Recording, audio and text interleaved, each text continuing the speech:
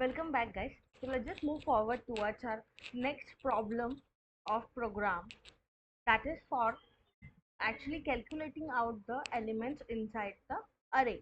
So suppose if I have the 5 elements in the array, so we should the program should tell us that how many elements are present inside the array. So we are going to see out the same concept. I'm going to create out an array here. Okay, let's say I have an array here that is A1, which is holding out, okay, A11, let's say, which is holding out some of the elements here. Let's say like 43, 22, 34, 1, 2, and 1, 1.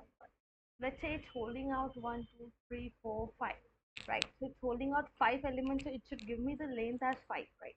What I'm going to do, I'm going to create out a count variable here. Okay, initially I am assigning the value as 0, right? So just look at the magic here. How I'm going to use out the loops concept. I'm going to just take out my for loop, and I'm taking out here I. I'm giving the index initially from 0. It will go up till smaller than of the length, right? So that is a length. It will move up to the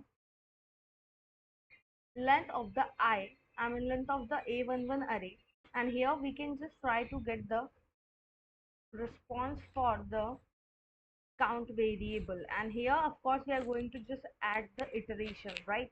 So you can just try to use the for loop here and just go to the, okay, so what we are going to do, at every iteration the count variable is going to be update, right? So after for loop you can just simply try to print your count variable, and you can just try to get the number of elements in your array.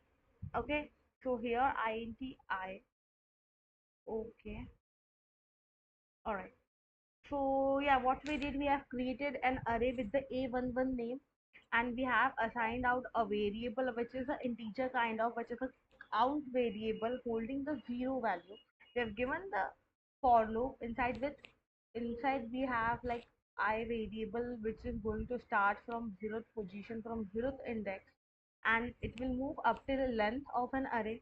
Okay, of course each iteration is going to be in the addition. We'll just update the variable of count, and we'll just try to get the response. We'll just try to run. So we have here 5, right? It's giving us 5.